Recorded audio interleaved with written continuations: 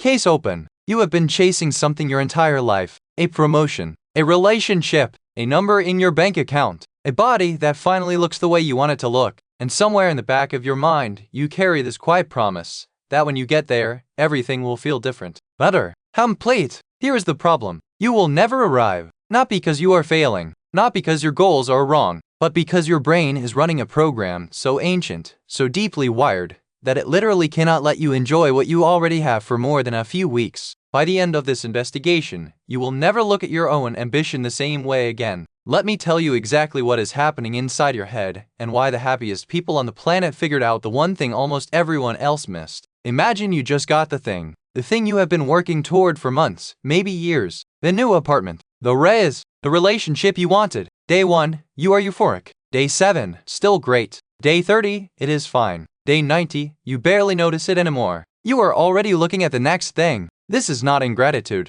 This is not weakness. This is one of the most powerful and least talked about forces in human psychology. And it has a name. Researchers call it hedonic adaptation. But forget the technical term for a second. Think of it like a thermostat. Your brain has a happiness thermostat, and no matter how high you push the temperature, it always drifts back to your personal baseline. Always. The word hedonic comes from the Greek hedon, pleasure. Adaptation means your nervous system stops registering a stimulus it has already classified as normal. Together, hedonic adaptation is the reason a lottery winner and a person who just became paraplegic both return to roughly the same level of life satisfaction within 2 years of their life-changing event. 2 years. That study, the one by Brickman Coates and Janoff Bullman from 1978, is still one of the most cited papers in positive psychology, and it still shocks people every single time they hear it. Think about that scale for a second. Winning the lottery, something millions of people fantasize about daily, and within 2 years your reported daily happiness is statistically indistinguishable from where you started. That is not a metaphor. That is a measurement. But why? Why would evolution do this to us?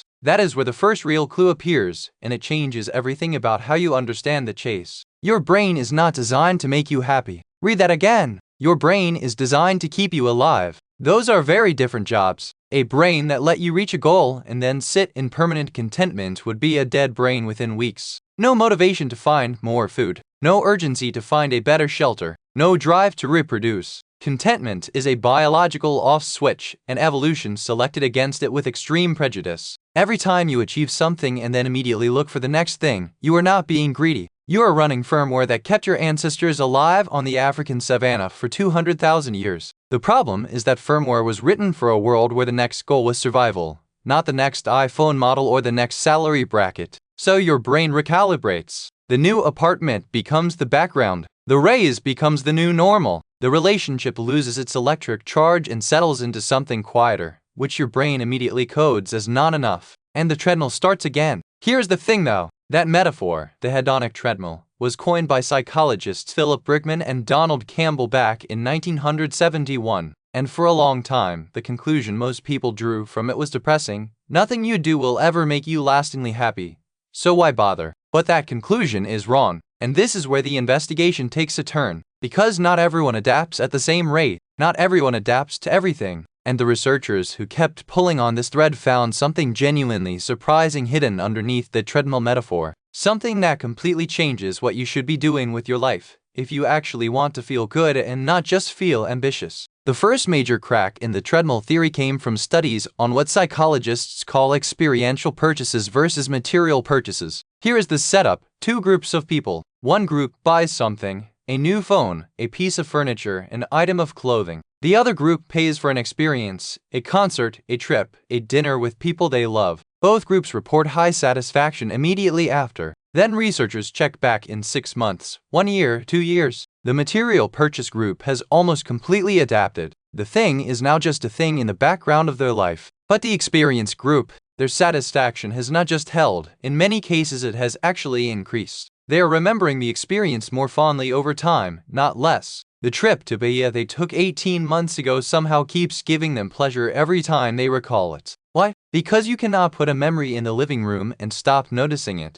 Experiences live in narrative. They become part of your identity story. The thing you bought sits there, familiar and mute. The thing you lived becomes a story you tell, a moment you revisit, a piece of who you are. and your brain never fully adapts to a story the way it adapts to a sofa. That finding alone should rearrange your budget priorities. But the investigation goes deeper. The second crack came from research on attention and appreciation. Specifically, what happens when you deliberately interrupt adaptation. This is the concept researchers call savoring interruption, and the results are almost uncomfortable in how practical they are. In one study, participants were given access to something pleasurable. In one version, it was listening to music they loved. One group listened continuously for as long as they wanted. The other group was interrupted partway through and then given the music back. The interrupted group reported significantly higher enjoyment by the end. The break reset their appreciation. It made the familiar feel new again. This is your brain on contrast. Your nervous system is fundamentally a change detection machine. It does not measure absolute levels of good, it measures differences. More versus less. Before versus after. The absence of something you had just moments ago makes its return feel like a gift, which means that one of the most powerful tools against hedonic adaptation is not getting more. It is briefly experiencing less. If you never take breaks from the things you love, the person, the routine, the comfort, your brain files them under stable background and stops generating pleasure from them.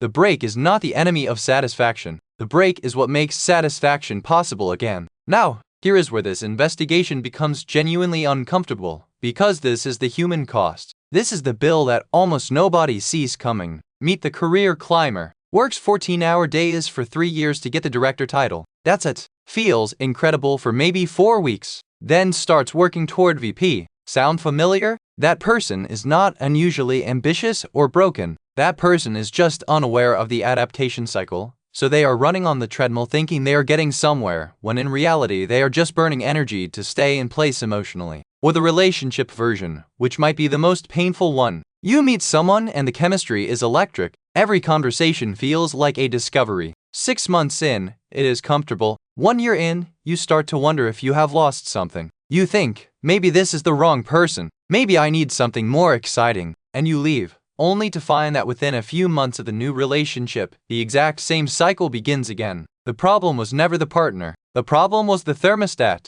And you took the thermostat with you. Research on relationship satisfaction shows that couples who actively introduce novelty, new shared experiences, breaking routine deliberately, maintain significantly higher connection scores over time than couples who settle into pure stability. The people who beat adaptation in long-term relationships are not the ones who found a perfect match. They are the ones who keep making their relationship feel like an experience rather than a piece of furniture. The same pattern shows up in income data. Studies across multiple countries consistently find that one's basic needs are covered, and the number varies by country. But in Brazil it sits somewhere around 4,000 to 5,000 reais per month for individuals. Additional income produces very little additional sustained happiness. The big gains in well-being come at the bottom of the income ladder, where money genuinely solves real problems. Past a certain threshold, you are mostly buying more things to adapt to. This is not an argument against ambition. It is an argument against unconscious ambition, the kind that runs on autopilot and never asks what the goal is actually for. And that brings us to the revelation, the thing the happiest people understand that most people never figure out. The goal was never to stop the treadmill.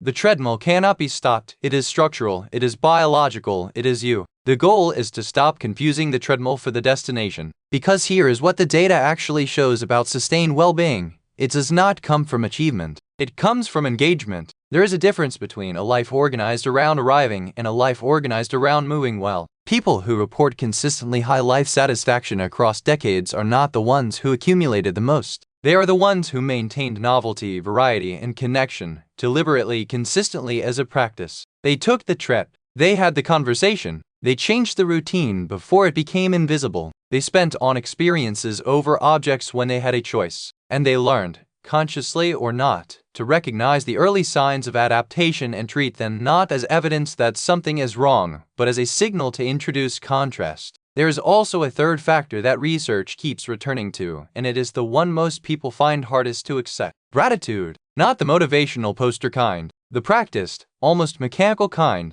Studies on deliberate gratitude journaling show measurable changes in reported life satisfaction within 8 to 12 weeks, not because the world changed, but because attention changed. Your brain stopped filing your existing life under stable background and started processing it as new information again. You hacked the thermostat. Philosopher Epictetus said it 2,000 years ago. He is a wise man who does not grieve for the things which he has not, but rejoices for those which he has. He did not know about hedonic adaptation. He did not have access to longitudinal well-being studies, but he was describing the exact mechanism researchers would spend the 20th century trying to measure. The most advanced understanding of happiness is also the oldest. Stop running toward arrival. Start paying attention to the movement. Case closed. Here is what we found.